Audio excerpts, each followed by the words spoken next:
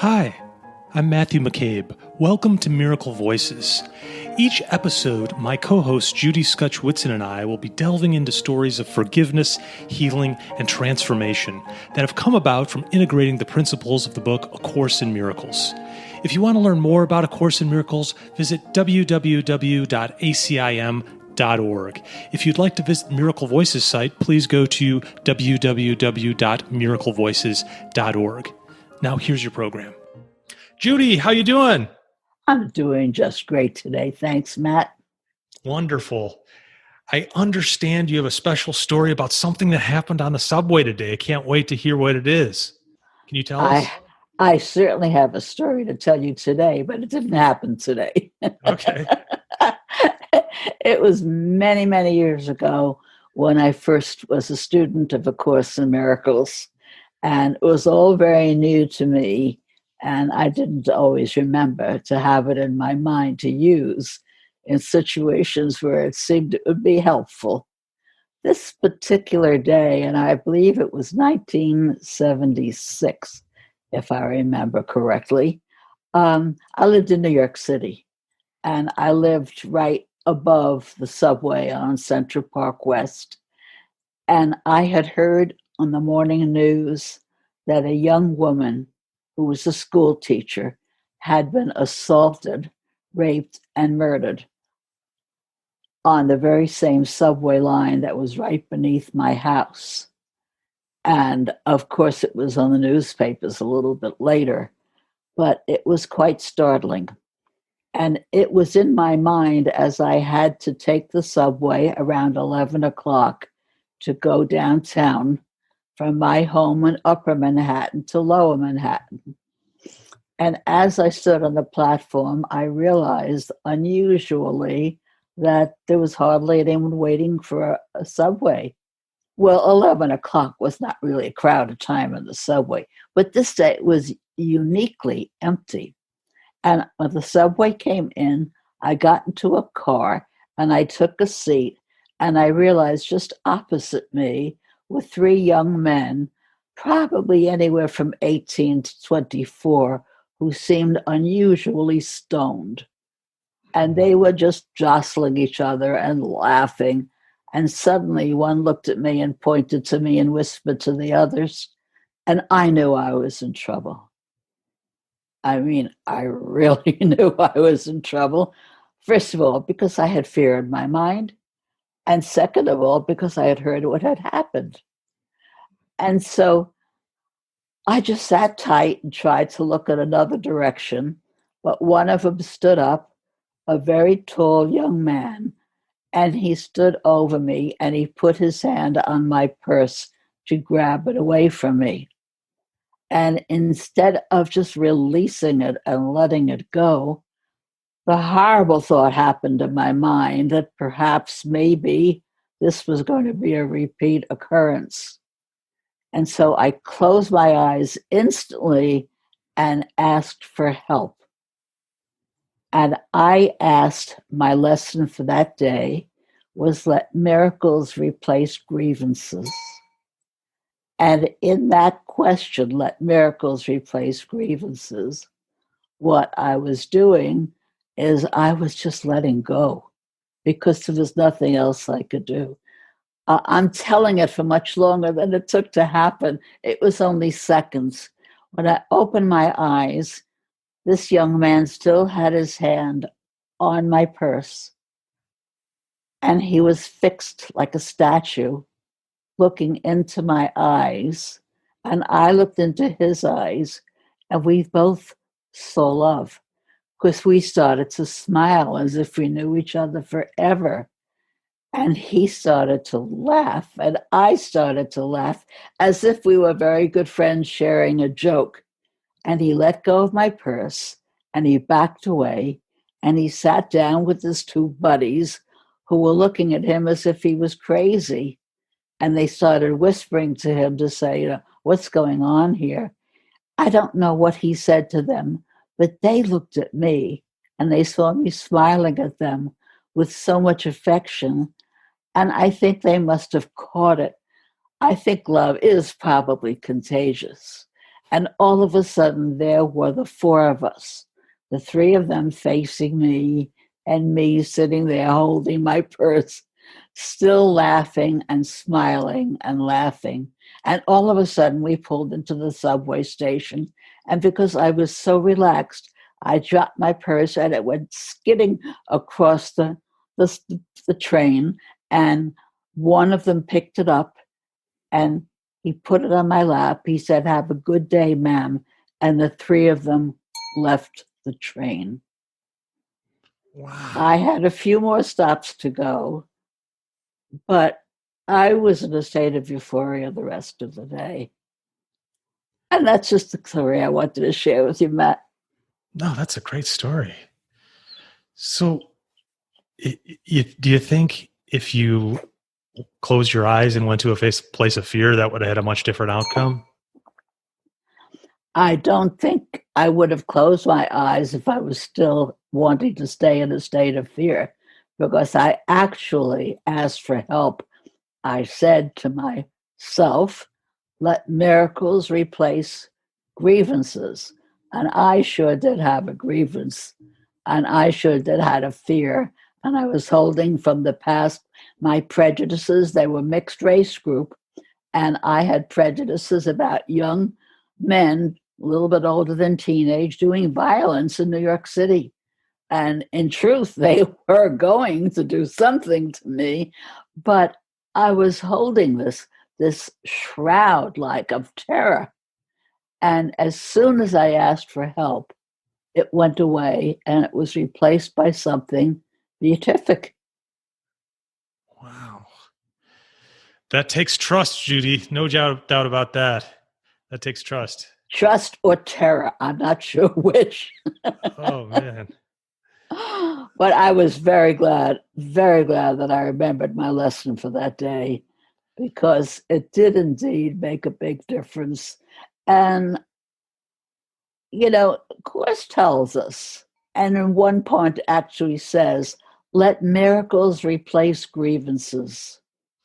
And in that sense, a miracle did replace my grievances. And I knew without any question of a doubt that what had happened to me was so dramatic that I would never forget it. And I don't think ever since then have I been in a state of fear where I forgot to ask for help. That's good. I'm gonna try that next time I'm in a situation. Hopefully not one like that, but that's a great idea. Stay off subways. Yeah. Oh, wow. Well, Judy, we always are trying to relate things back to course principles. You had your lesson for the day that came into your mind. When you look back on that story, is there anything that kind of relates directly to course principles at all? Well, a lot of things do, because the course is all about forgiveness. I'm not positive of the number, but I seem to remember that the word forgiveness appears in the course 675 times. That's a lot of talk about forgiveness. Yeah. And of course, we're also told that forgiveness and miracles go together. So, how does that happen? When we choose love instead of fear, we can always be sure something unusual will happen, and we can call it a miracle if we do have that shift. And the Course also tells us there's no order of difficulty in miracles. Like, one miracle isn't harder or bigger than another. They're all the same. And the reason why they're all the same is because the Course again says all expressions of love are maximal. And forgiveness is indeed a shift of perception that expresses love. It also says that forgiveness is an empty gesture unless it entails correction. Without this, it's essentially judgmental rather than healing.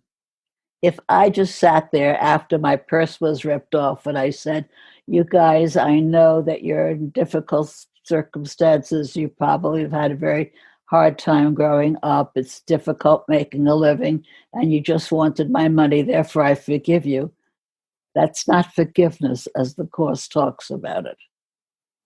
The Course is saying that forgiveness is an empty gesture unless it entails correction. I corrected. No, I didn't do it myself. Let's say the higher self within me, my internal guide, my higher teacher, the Holy Spirit, corrected my mind from fear to love. And therefore, there was no judgment anymore. And that is healing. And the way I saw it in this particular subway incident was because all of us were laughing. We were all smiling. We were all happy. And I was given my dropped purse instead of them picking it up and running off the train. Yeah, that makes sense. I mean, I think about it. If your posture is one of defense, like in my defenselessness, my safety lies. Like if you take away that shield position, then it alters the environment. That's a very good point, Matt, because it reminded me. May I tell another little tale? Sure. Okay. It reminded me of one time when I was giving a talk to some people who had invited me to their group in San Francisco. A man stood up who was not a young man, but he was probably in his late 30s, early 40s. And he told this story to the audience and to me. He said that he was looking for a place to park and it was almost impossible. And he really needed to park because he had to take his wife and his little baby into a house that was right there, a private house, not an apartment. And so he decided to double park for a second to help his wife with all the baby equipment into her mother's home. So he left it there for moments, and when he came out, there was a very tall, very broad gentleman standing there furious, and he started to scream at this gentleman who was telling the story. And he said, "How dare you, when I have to take my mother-in-law to the hospital, and you could be killing her," and screaming and yelling at him. And he came at him with his fists raised to give him a good hard punch. And the man telling the story said, "I don't know what happened at that moment, except inside, I knew I was going to be beaten to a pulp if he hit me. He was so big, and I'm not very strong." And as he started to raise his fist, I just closed my eyes for a moment. I yelled in my mind quietly, "Help!" And when I opened my eyes, he was standing there like a statue with his fist raised. At that point, I said to him, "You are so right. I am so sorry. Let me move my car and let me help you with your mother-in-law, because I certainly didn't mean any harm. Please forgive me." He said the man burst into tears. He probably was very emotional at this moment, threw his arms around him and says, "Brother, I'd appreciate the help." And that was the end of the story he told. In my defenselessness, my safety lies, right? It's hard to do. It's hard to do that sometimes. I want to pick up the sword and the shield and, go to battle, but it never ends well. These are not stories I'm telling that are ordinary, everyday stories that happen. No. What they are is examples of things that happen when the mind remembers that it actually has a formula. You actually say, "I am experiencing fear. I'm scared stiff, and I don't want to feel this, and I'm trapped. There's nothing I can do." At this point, you will turn to your higher self and say, "Please help me." But you can think of all the times when you're not that fearful, but you're pretty fearful, and you can turn and run or resolve the situation another way. And I would say the ego, of course, which we're told by A Course in Miracles, the ego always speaks first, that we can be pretty sure that unless we practice, we are not going to consistently remember that we have higher help. Yeah. Now, Judy, some people listening will say, I understand when, there's Holy Spirit, there's Jesus, I just want to understand when you say higher self, like how do you contextualize that for people so they can understand the similarity, difference? I think I know what you're going to say, but I want to, for the benefit of listeners so they can understand in case they're confused. I was being kind of generalist because I have a feeling sometimes that we're sharing this material with people who really either don't know A Course in Miracles at all or are just early students of it. But I can very easily explain this. A Course in Miracles is a system of non-duality, which means it doesn't talk to us about our bodies and the world as being our true or our real self. It talks to us about our actuality in truth is in God, in divinity, whatever we want to call the higher. That's where we dwell in truth, and that we are at this moment living a dream. So we see each other as split selves instead of as one, all together in a place we made. God did not. We made the world. And we made the world as a defense against remembering who we are. So you could say the free will allows that part of ourself to be able to disengage from remembering our reality. And in its infinite wisdom, that which created us, God, whatever you want to call the great all, divine, gave us a voice. It represents its own voice. So implanted in each of us is what we could call our right mind, our higher voice, our higher self, our internal teacher, our higher guide, our instructor, whatever name, Jesus, of course, whatever name we want to give it. In fact, the Course talks about Holy Spirit being, in our sense, within us, the embodiment of Jesus. I think it's important to remember for me, as I study the Course, that I don't have to get stuck in a symbol. And words are really, as the Course tells us, only symbols of symbols. They're not our truth, but they're the best we can do. And if we use words to search for the highest possible self within us, and we try to be extending love, forgiveness, helpfulness to people as much as we're capable, as we are dwelling in this dream together, we will start to awaken. That's a promise to us. We will start to awaken. Does it happen in a split moment? Highly likely. The Course says every thought of love, hundreds of thousands of years are saved. That can be very frightening when you think about it. But as Helen reminded me, and she was the scribe and the person who took down the Course, albeit she didn't practice it, but she knew it very well. She said, do not think of it in terms of time. Time is something we made. If you think of a year as long, and you're going to think of 100 years as longer, and 100,000 years is longer than that, you're sunk. Just accept. All time is now in truth. And our aim is to remember that. And as long as we see ourselves in bodies, is to live knowing that. What's the outcome of that? The outcome is inner peace, what we call peace of mind. The outcome is we will be very much nicer to other people, and lo and behold, they will be to us. And especially, we will not fear death. Yeah. Those are all great benefits. You think we can market them? Yeah, let's try to sell them. Right. I thought bottle. If I could only bottle this, would I be happy?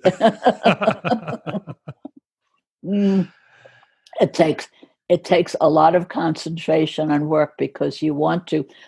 Someone asked me not too long ago about why it takes so long to study the course and have it useful in your lives. You can have it useful immediately. But she was talking about in the long run to be consistent. And I asked her whether she had a sport. And she said, I run. I love running. I've been in marathons. And I said, that takes a lot of practice, doesn't it? She said, yeah. And I said, how much practice? She said, well, I'm preparing for a marathon. Sometimes I could run 3 or 4 hours a day. I said, the course isn't asking you nearly that much a day. The lessons tell us exactly how much we should concentrate on that lesson a day and stop for a moment during the day and repeat it and think about it. Yeah. So if you really want to achieve something, you're going to practice. If you want to be a solo pianist, if you want to be an athlete, if you want to be a dancer, if you want to be a school teacher, anything that you want is going to take hours of practice. Why should we deny ourselves the most important concept that we could possibly have in our lives that would not only help us, but everyone around us? Why should we deny ourselves the practice of that? Indeed. Great points, Judy. Is there anything else you wanted to cover today? Oh, goodness, there's just so much. But as you can hear, my voice is getting froggier. So let's save it for another time. Okay. Your voice sounds great to us. I think everybody will concur, but we can stop here and save for the next episode. So wonderful chatting with you again, Judy, and I look forward to the next episode. We shall do it. It'll be fun. Thanks so much for listening today. Please subscribe to Miracle Voices by hitting the subscribe button on your podcast app. If you are enjoying these conversations, please consider leaving us a review on Apple Podcasts, Spotify, or whatever podcast app you use. And lastly, please visit us at miraclevoices.org and join our newsletter so we can stay connected. Until the next podcast, I want to leave you with my favorite course quote: "When you want only love, you will see nothing else."